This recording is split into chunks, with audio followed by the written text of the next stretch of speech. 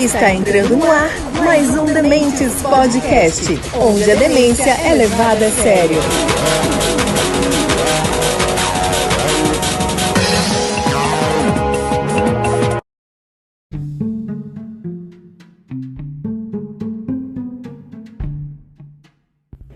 Fala galera, tudo bem com vocês? Está começando mais um Duas Vistas, um ponto. Na verdade, hoje não serão duas vistas, serão 4 vistas, porque a gente vai fazer essa edição especial hoje. A gente estabeleceu 5 pontos que entendemos ser relevantes para o debate para as eleições que estão por vir, tá? Segurança pública, corrupção, combate à corrupção no caso, investimento em saúde, educação e também geração de empregos, tá? O que a gente fez aqui? Obviamente não fizemos as perguntas diretamente aos candidatos. A gente coletou do YouTube todos os posicionamentos. Vocês vão reparar que é o seguinte, uns falam mais que os outros, tá? E não teve uma regra, não tem favorecimento nem nada. O que aconteceu é que eu simplesmente esperei o candidato terminar seu raciocínio para fazer o corte, tá? Não tem favorecimento, tanto é que a avaliação é grande, tá? De antemão, eu já falo também que eu tive algumas dificuldades para conseguir coisas em relação ao Bolsonaro, principalmente no que tange a educação, tá? Então, eu já peço desculpas, tá? Principalmente aos partidários dele. Todos sabem a minha opinião sobre ele, mas não foi nada disso, foi só uma dificuldade mesmo. Tanto é que quando eu falo de segurança, talvez o maior áudio seja dele. Tá certo? Espero que vocês gostem. Ouçam com atenção, tá? Ouçam com atenção, tá? E só mais um detalhe, eu não retirei de campanhas de publicidade política, tá? Eu tirei de sabatinas, tirei de palestras, tirei de debates, tá? Eu não tirei material de campanha eleitoral, tá? Porque ali todo mundo é santo, todo mundo é bonzinho, todo mundo fala o que quer, tá certo? Então é isso aí, galera. Espero que vocês gostem. O episódio vai ficar disponível, como sempre, nos agregadores de podcast, também no YouTube. Peço a vocês que curtam, tá? Nos agregadores de podcast, que vocês classifiquem a gente, dando estrelinhas lá, isso ajuda bastante, tá? E que curtam também no YouTube, tá? Além de se inscrever, obviamente, no nosso canal, porque isso ajuda bastante a gente a divulgar, aumentar o canal. Aí eu paro com aquela listinha que eu sei que você não gosta. Tá bom? No final eu volto, galera. Primeiro tema que vamos ter o posicionamento dos candidatos será sobre empregos, tá? Lembrando que a ordem sempre será a mesma: Ciro, Tebet, Lula e Bolsonaro, tá? Em todas as respostas serão essa a ordem, beleza? Vamos ouvir o que eles têm a falar sobre emprego. Os 5 milhões de empregos que eu pretendo germinar, fundamentalmente são obras paradas, 14 mil obras paradas, e fundamentalmente subir o morro, entrar na favela, entrar na palafita com reurbanização, drenagem, macrodrenagem, microdrenagem, contenção de encostas e reforma de moradia popular, saneamento básico. Isso daqui é o que gerará os tais 5 milhões de empregos em 2 anos, que estão bastante bem mapeados, ao lado de um esforço, que é estratégico, de transformar a educação pública do Brasil numa das 10 melhores do mundo em 15 anos. Aqui na Associação Comercial do Paraná, eu sempre digo que a nossa caminhada da esperança vai percorrer o Brasil, porque nós sabemos de onde estamos saindo e para onde queremos chegar. Um Brasil sem miséria, com igualdade de oportunidades. Mas o caminho não vai ser formulado, não vai ser escrito por nós, mas por diversas mãos. E hoje tivemos a satisfação de ouvir o setor produtivo, setor de serviço, comércio. Tivemos também com o agronegócio, com a agroindústria, com o setor empresarial. É preciso que o Estado se coloque irmão, amigo de quem produz, com parcerias público-privadas, com sistema de concessão, como foi feito aqui. Orçamento com parceria da iniciativa privada é capaz de entregar para o Brasil um sistema integrado de logística, rodovia, ferrovia, portos, aeroportos, cabotagem, que faça com que nós possamos escoar a nossa produção. A nossa indústria, hoje sucateada, pode voltar a crescer. Você está lembrado que no nosso governo a gente estabeleceu a meta de 4,5% e nós cumprimos esses 4,5% na inflação, a economia crescia, a gente gerava emprego, mas não gerava emprego intermitente, não gerava esses empregos que é um bico, que o cara não tem carteira assinada, que o cara não tem direito previdenciário, que o cara não tem nada, ou seja, gerava de emprego de verdade as pessoas tendo carteira assinada. Nós agora precisamos ter consciência que esse é um desafio para o futuro. Que tipo de emprego a gente vai criar? A gente vai criar, sabe, emprego desses intermitentes que o trabalhador não tenha direito? A gente vai ficar fazendo, sabe, o trabalhador trabalhar nesses aplicativos sem nenhum direito? É preciso dar garantia, dar seguridade social para as pessoas.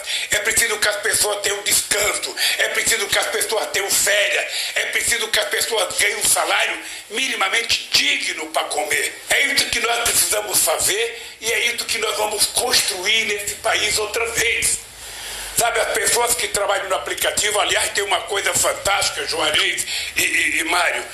O prefeito nosso de Araraquara, ele está fazendo aplicativos pela prefeitura, tanto para o Uber quanto para a entrega de comida, ou seja, ele está criando aplicativo pela prefeitura, onde 90% do que o cara ganha fica para ele e 10% paga os custos do trabalho.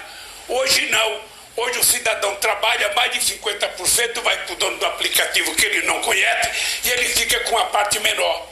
Ou seja, e tentar induzir as pessoas que fazem isso, que eles são empreendedores. O empreendedor tem que ter direito, o empreendedor tem que ter capacidade de viver bem e cuidar da sua família. Nós não podemos achar que um trabalho quase que escravo é um trabalho, sabe, moderno, que é uma coisa avançada. Não. Isso é um retrocesso na vida do povo trabalhador desse país. Quando realmente a pandemia veio para valer, em março, eu falei com a equipe econômica, fui prontamente atendido, que nós devíamos combater o vírus e o desemprego também. Então, em 2020 foi marcante para nós. 2 programas, o tal do BEM e o PRONAMP, um de autoria do senador Jorginho Melo, lá de Santa Catarina. Nós mantivemos 11 milhões de empregos no Brasil e ajudamos também, então, os micro e pequenos empresários a negociar com os seus empregados para que eles não fossem demitidos. Muito dinheiro do governo federal para manter esse pessoal empregado. Assuntos discutidos nessa. Agora o tema é educação. Nós precisamos finalmente tomar uma decisão de revolucionar a educação no Brasil. Não podemos deixar por menos. Revolucionar a educação no Brasil. O que é isso na prática? O que é que nós precisamos fazer? Primeiro, mudar o paradigma pedagógico, trocar audaciosa e corajosamente o paradigma enciclopedista, nós botamos o aluno para decoreba, raso. Então é preciso trocar esse paradigma pela pedagogia do conhecimento, da era digital. Isso significa provocativamente, por exemplo, como nós estamos experimentando no Ceará, que o professor tem mais que ensinar o aluno a perguntar do que a responder. Porque em tempos de Google a informação está disponível. O que é preciso agora é saber localizar a informação, associar informações existentes e criar uma informação nova, que é a matriz da inovação. Então isso só funciona se houver capacitação, e a capacitação cada vez mais exige uma escola básica que ensine a ler o manual. Isso exige uma reciclagem, uma reestruturação de todo o corpo do magistério do Brasil. Todo. Com um grande, massivo programa de retreinamento, requalificação, que só será exitoso se for de adesão voluntária e se aquela reciclagem, aquele retreinamento tiver uma perspectiva de premiação, que é o que nós fizemos na Escola do Ceará. Eu posso te garantir que nós saímos do governo, do Estado, garantindo os melhores salários e valorização dos professores do Brasil. Não sei se estava entre os 3 ou se foi o primeiro na época. E hoje, graças a isso, graças a isso, o IDEB saiu recentemente. O Brasil no ensino médio, eu acho que o MDB, lá, nossa gestão, e agora com o atual, uma consequência do passado, o IDEB deu um salto, eu acho que, salvo engano, não quero cometer nenhuma fake news aqui, mas o IDEB de Mato Grosso do Sul para o ensino médio, se não for o primeiro, o segundo, é o terceiro. Fruto de um Educação é assim, me cobrem pelo que eu fiz como prefeita, eu posso falar. Fui uma das primeiras do Brasil a pagar a hora-atividade para o professor. Tá bom. Uma das primeiras do Brasil a pagar o piso salarial do professor. É só que eu lhe fiz a pergunta apenas para relembrar um número que a senhora traz de um período em que esteve no Executivo Estadual como vice-governadora, como a senhora lembrou, é fato. No entanto, a senhora recentemente disse que para se obter uma educação de qualidade, 8 anos são suficientes.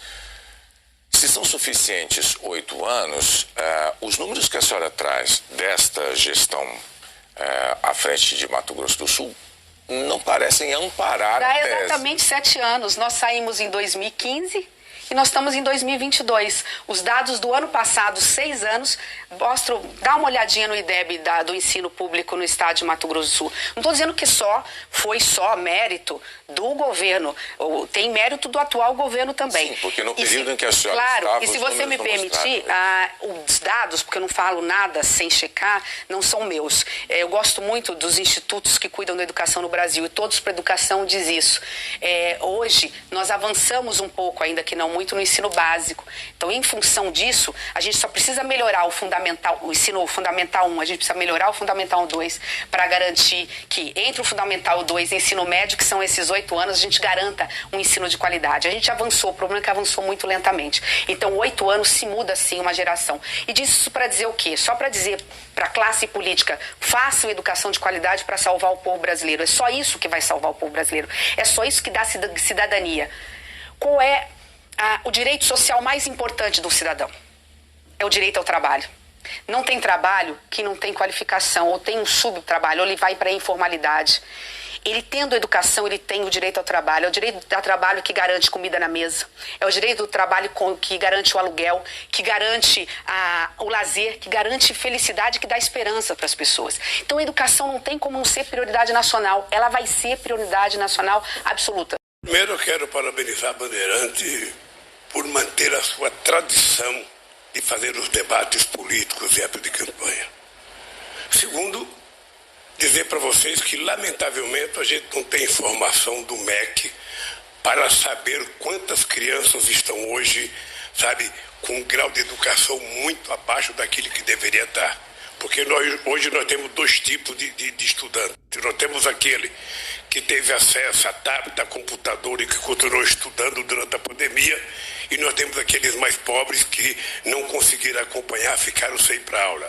Além disso, nós temos no ensino médio uma quantidade de evasão escolar muito grande, e nós precisamos então trazer essas pessoas. O que eu estou comprometido a fazer? A primeira coisa que eu pretendo fazer, se ganhar as eleições, é logo no começo de janeiro convocar uma reunião com todos os governadores de estado, convocar uma reunião com os prefeitos da capital no primeiro momento, para que a gente possa fazer um pacto de fazer uma verdadeira guerra contra o atraso educacional que a pandemia deixou e contra o atraso educacional de outras situações pelo corte de dinheiro que houve na educação. Eu sou daqueles que, quando peguei a educação, eu quintupliquei o orçamento da educação, porque eu acreditava que era necessário melhorar a educação. Lá, a educação foi abandonada nesse país. Liberta. Investir na educação não são apenas recursos, como alguns pregam por aí. Investir na educação é dar meios para que o professor possa exercer a sua autoridade em sala de aula e dessa forma poder fazer com que os alunos realmente aprendam. E o exemplo disso está mais do que claro aqui. Numa difícil Olimpíada da Matemática no Japão, vocês foram os nossos heróis. Dando sequência, vamos ver o posicionamento deles sobre saúde pública. 2 guias vão orientar a prioridade definitiva que pretendo dar à questão da saúde pública no Brasil. Fazer uma revolução na gestão do Sistema Único de Saúde, o nosso SUS, e, evidentemente, requalificar o financiamento, dado que os custos são globalizados na prática e nós aqui gastamos 1/8 do que gasta, por exemplo, o governo inglês por cabeça para tentar fazer o mesmo serviço que o Brasil anuncia como direito da população com status constitucional. Portanto, essas duas prioridades têm que achar as urgências das urgências. E aí algumas coisas têm que ser mencionadas agora. Enfrentar o dramático problema de saúde no Brasil, por exemplo, é enfrentar o preço dos medicamentos e dos insumos hospitalares, todos dolarizados. Para isso, será criado o Complexo Industrial da Saúde, que passará a produzir aqui mesmo a maior parte dos medicamentos hoje importados, além de componentes químicos de medicamentos com a patente vencida. Revitalizar o Instituto Nacional de Propriedade Intelectual, o INPI, para agilizar os pedidos e registros de patente. Ampliar a informatização do sistema para reduzir despesas e melhorar a prestação de serviços online, incluindo a marcação de consultas e avaliação dos serviços prestados pelos próprios usuários. Reestruturar a formação pública em medicina e as carreiras e as residências para ampliar a formação em especialidades que hoje fazem muita falta à rede pública, como clínico geral, anestesista, pediatra e médico intensivista, por exemplo. E criar uma carreira de Estado para a saúde, como já existe o juiz e o promotor. Eles começam no interior, fazem um concurso e vêm evoluindo para os grandes centros. E essa é a ideia de fazer com a carreira de medicina, com a carreira de médico, em que o concurso público aberto aos jovens que desejam iniciar a carreira no serviço público, os lotará em pequenas comunidades, sempre na porta de entrada do sistema, que é a Unidade Básica de Saúde, e a partir daí ele vem crescendo pelo tempo, pelo merecimento, de maneira que quando ele estiver já na idade de botar os filhos na escola, ele já possa estar chegando em centros maiores, como são os promotores e os juízes, por exemplo. Saúde pública. Nós acabamos de sair de uma pandemia, se é que saímos dela, uma pandemia que podia ter sido muito melhor gerida se nós tivéssemos um presidente da República sensível à dor alheia. Lamentavelmente, no momento que o Brasil mais precisou do presidente da República, ele virou as costas para a dor das famílias enlutadas brasileiras e negou vacina no braço do povo brasileiro. Eu sei porque eu estava lá na CPI, eu estudei os documentos, atraso de 45 dias na compra de vacina. Quantas famílias perderam prematuramente seus filhos, quantas mães perderam filhos, quantos filhos perderam pais. E eu não vi o presidente da República pegar a moto dele e entrar num hospital para dar um abraço a uma mãe que perdeu um filho. Eu vi mais do que isso. Eu vi um escândalo de corrupção na compra de vacinas, como se a vida pudesse custar $1.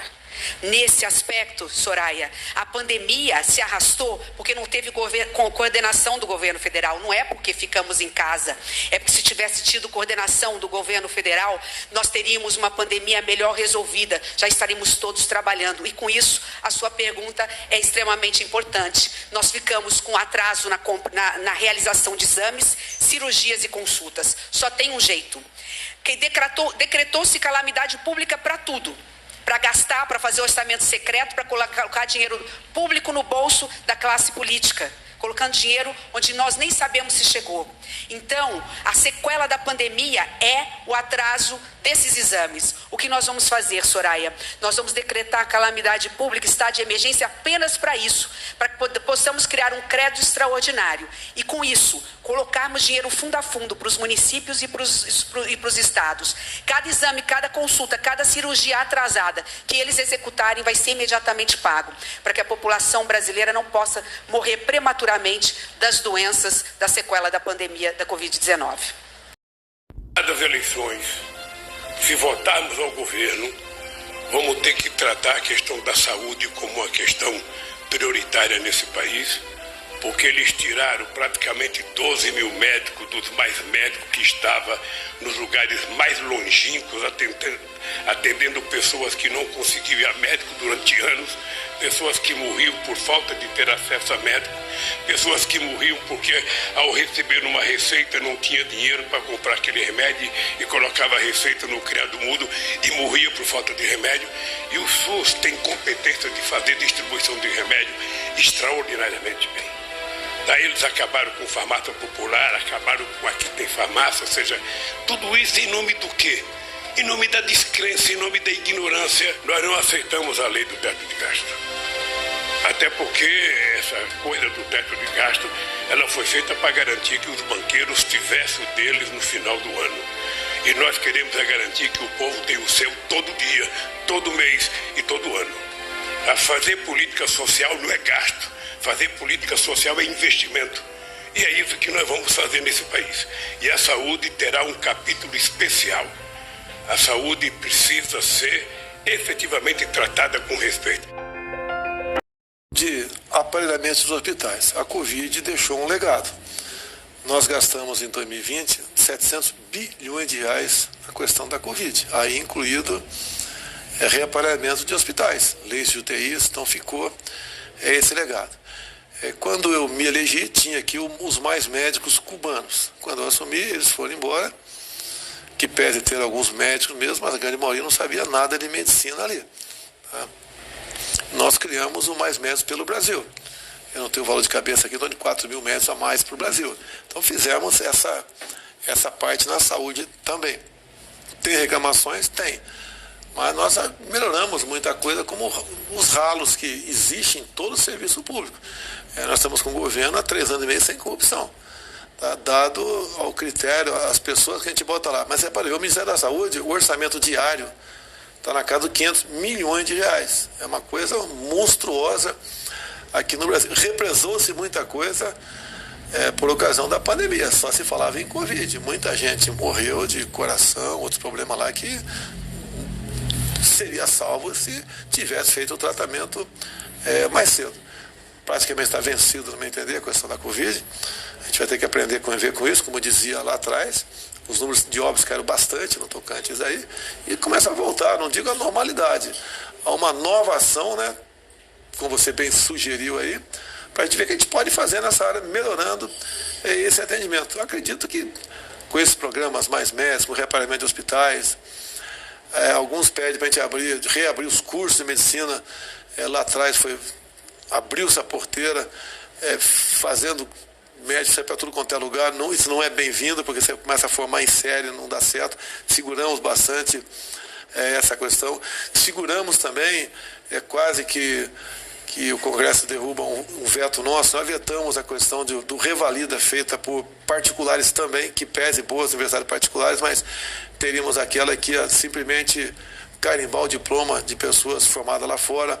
O revalida continua, nós reabrimos o revalida no Brasil, a aprovação está um pouco acima da casa dos 5%, como é feito no mundo todo. Então, o que eu posso falar de medicina, de saúde para você é isso no momento. Agora, a opinião dos candidatos sobre segurança pública. Primeiro, federalizar, porque temos uma contradição fundamental, meu caro Otávio. Basicamente o seguinte: o policial é um trabalhador. Ele, como trabalhador, mora nas periferias, sua família mora nas periferias, e as milícias têm sede nas periferias, assim como as facções criminosas.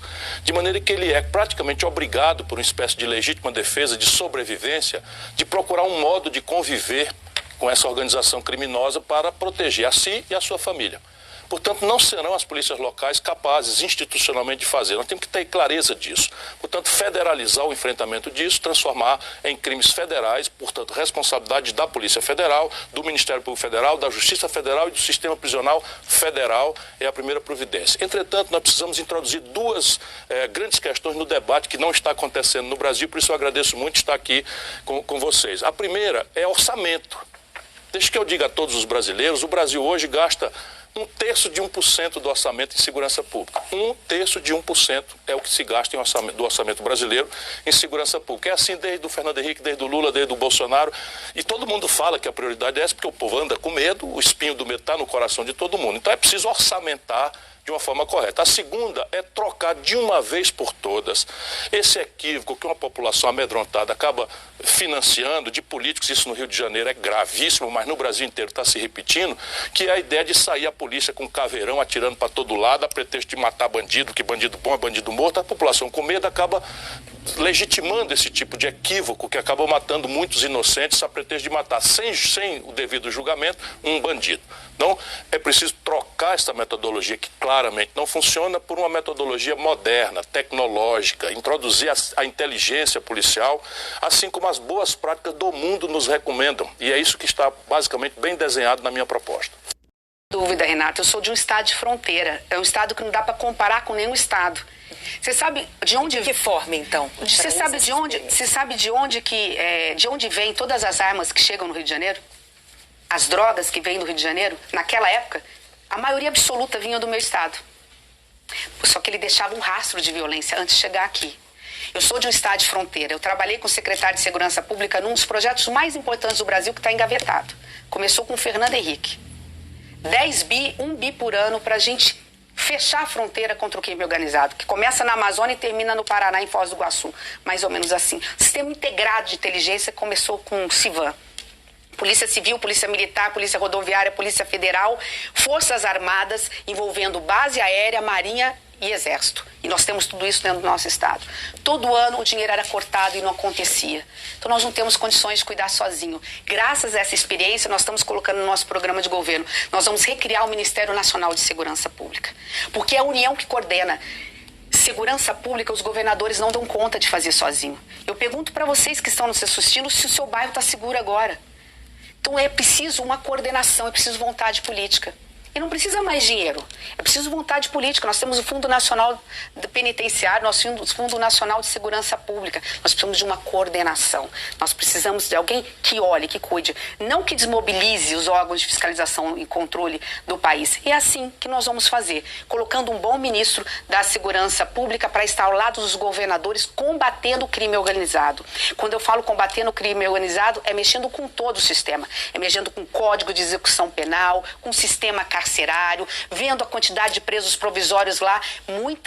Quantos pais de família estão presos, cometeram nada, às vezes foram no supermercado e passando necessidade, pegaram 1 quilo de carne para comer e estão presos ao lado de bandidos, faltando vagas para colocar os verdadeiros bandidos na cadeia. Então, primeiro, a ideia de criar o Ministério da Segurança Pública.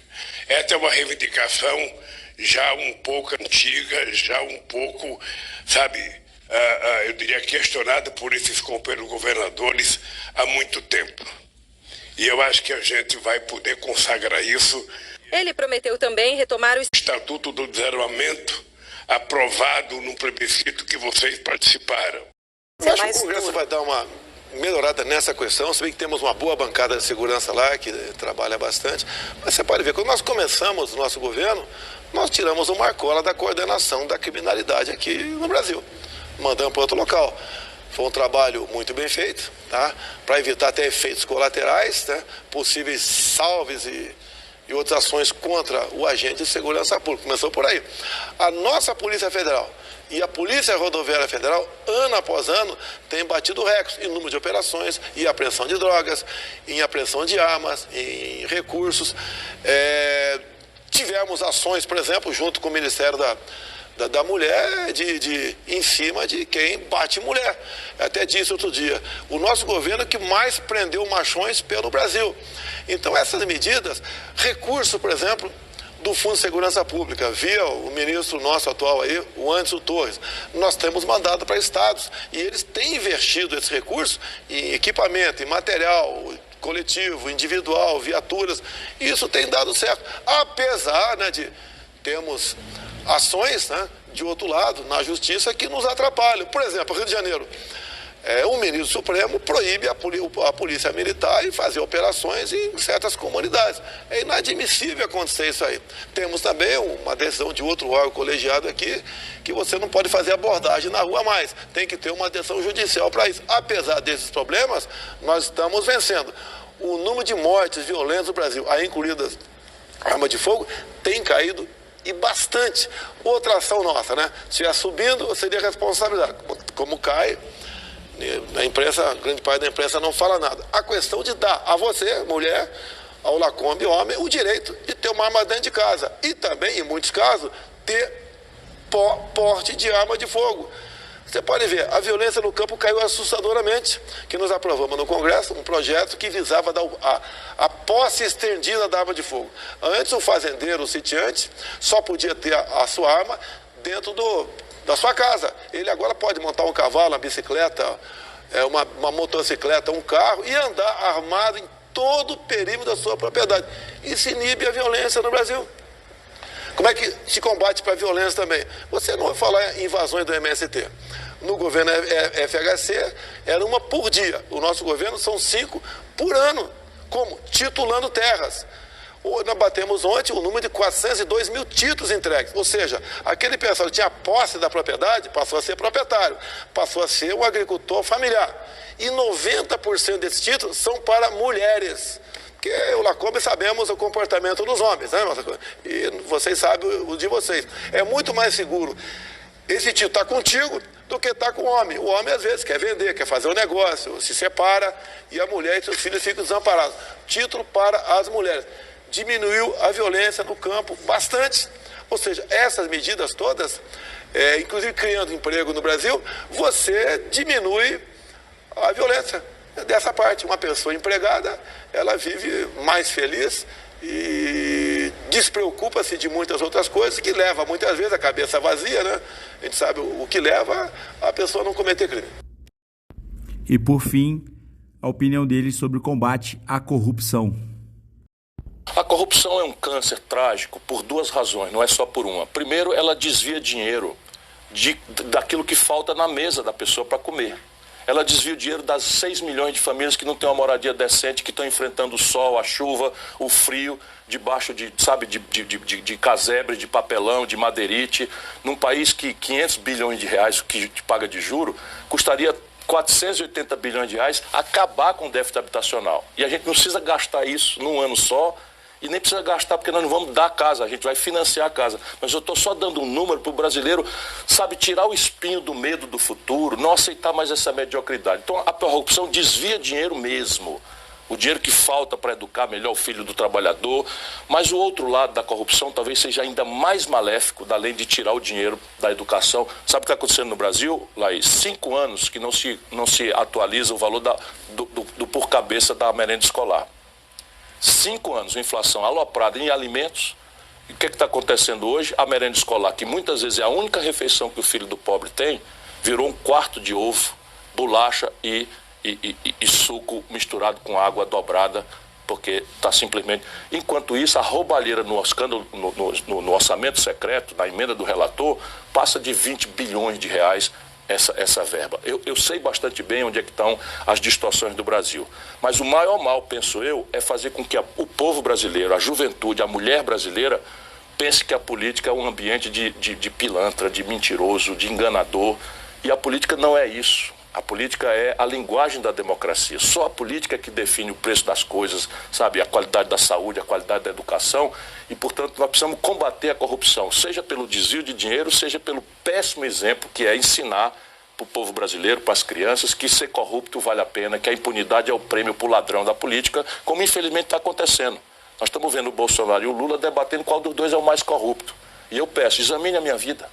Examine a minha vida. Eu já governei o Ceará, já fui prefeito de Fortaleza, fui ministro da Fazenda, comandei a economia do Brasil. Nunca respondi por um ato de corrupção. Nunca, nem para ser absolvido.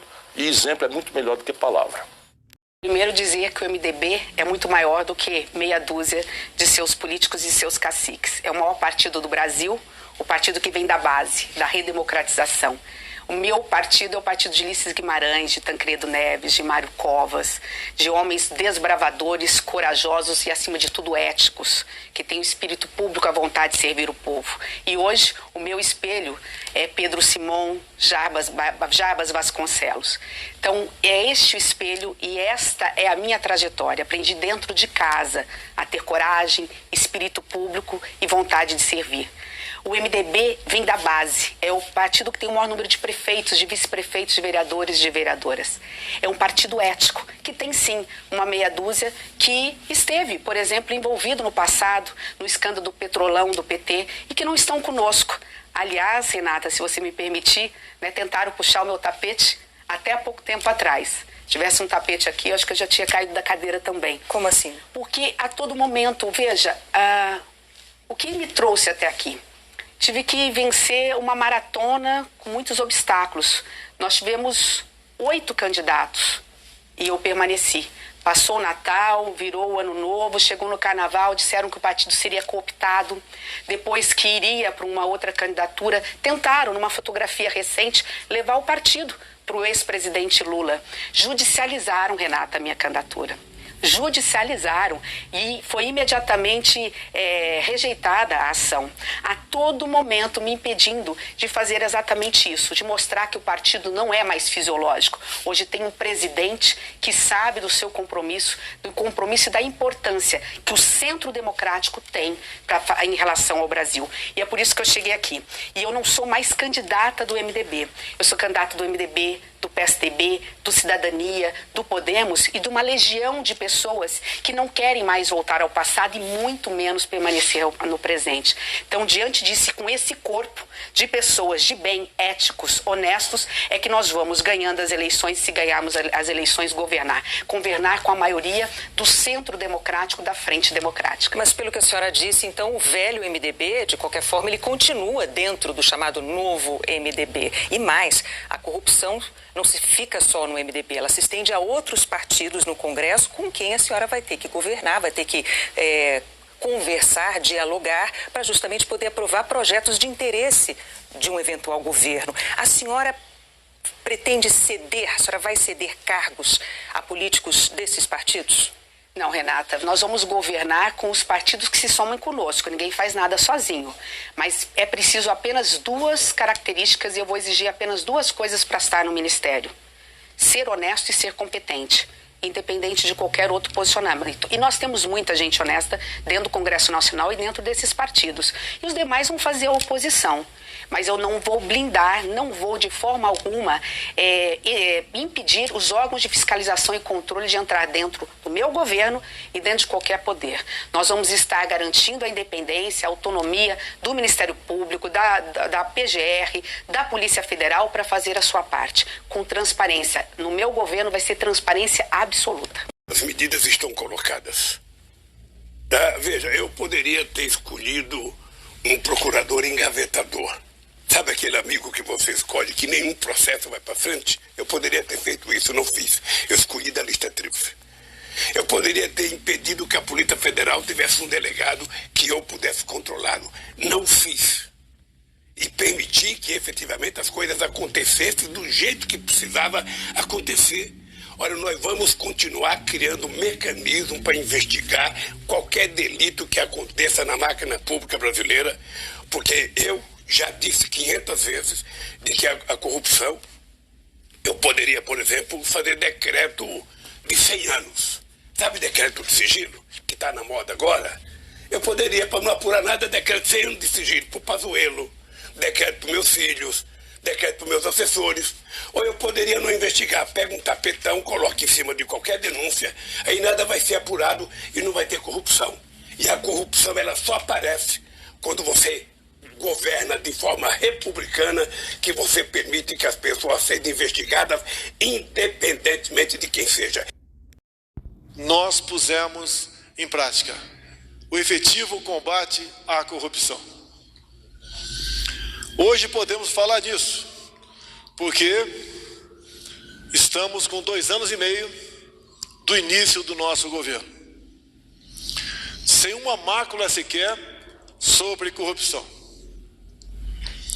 demonstrando na prática como poderíamos mudar o Brasil. Antes de nós, estatais e bancos oficiais davam prejuízos de dezenas de bilhões de reais. Conosco, passamos a ter lucro de dezenas de bilhões de reais.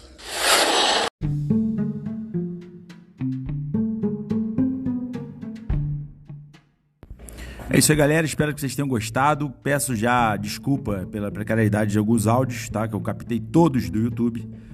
Tá certo? Tá chegando o dia da eleição. Votem com consciência. Votem em quem apresentar a melhor proposta. Tá? E quem tem a perspectiva de ter um Brasil melhor, porque as coisas estão difíceis já há alguns anos. Tá bom, galera? Grande abraço. Até domingo.